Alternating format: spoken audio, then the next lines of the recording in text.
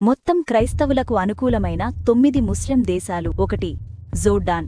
Jordan జనాభాలో క్రైస్తవులు 3% ఉన్నారు. వారు సమాజంలో బాగా కలిసిపోయారు. వారికి పార్లమెంటులో 7% సీట్లు కేటాయించబడ్డాయి. వారు ఆదివారం ప్రార్థన కోసం పని నుండి బయలుదేరవచ్చు. మతపరమైన సెలవు దినాలలో వారికి భద్రతా రక్షణ లభిస్తుంది. రాజు అబ్దుల్లా II అరబ్ క్రైస్తవులకు ఉద్రేకంతో మద్దతిస్తాడు. రాజు అబ్దుల్లా II నేను మరోసారి చెప్పనివ్వండి. అరబ్ క్రైస్తవులు నా ప్రాంతం యొక్క గతం, వర్తమానం మరియు భవిష్యత్తులో అంతర్భాగం. 2. లెబనాన్. లెబనాన్లో 34 నుండి 40% మంది క్రైస్తవులతో కూడి ఉన్నారు. లెబనాన్లో మధ్యప్రాంతంలో అత్యధిక క్రైస్తవ జనాభా ఉంది. ఇది ఈ ప్రాంతంలో హింసించబడిన క్రైస్తవ మైనారిటీలకు ఆశ్రయం కల్పిస్తుంది. లెబనాన్లోని 80% మంది ముస్లింలు క్రైస్తవులను అనుకూలంగా చూస్తారు. అది క్రైస్తవులకు అత్యధిక ముస్లిం ఆమోదం రేటింగ్. 3. బహ్రెయిన్.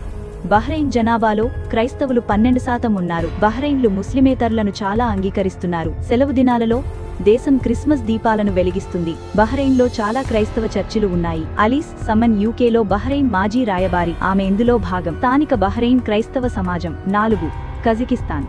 కజకిస్తాన్ జనాభాలో క్రైస్తవులు 17.19% ఉన్నారు. వారిలో ఎక్కువ మంది రష్యన్లు, ఉక్రేనియన్లు లేదా బెలారసియన్లు. కజకిస్తాన్ అనేక మతాలను సాంప్రదాయ మతాలుగా గుర్తిస్తుంది. వాటిలో రష్యన్ ఆర్థోడాక్స్ చర్చి, గ్రీకు మరియు రోమన్ క్యాథలికులు మరియు లూథరనిజం ఉన్నాయి. 5. యుఏఈ. యుఏఈ జనాభాలో 12% మంది క్రైస్తవులు. వారు తమ మతాన్ని ఆచరించడానికి మరియు మతపరమైన దుస్తులు ధరించడానికి స్వేచ్ఛగా ఉన్నారు. దేశంలో క్యాథలిక్ మరియు తూర్పు ఆర్థోడాక్స్ చర్చిలు ఉన్నాయి. క్రైస్తవ మహిళలు ముస్లిం పురుషులను వివాహం చేసుకోవచ్చు, కానీ ముస్లిం మహిళలు ముస్లిమేతర పురుషులను వివాహం చేసుకోలేరు. 2022లో యుఏఈ అధ్యక్షుడు అందరికీ క్రిస్మస్ శుభాకాంక్షలు తెలిపారు.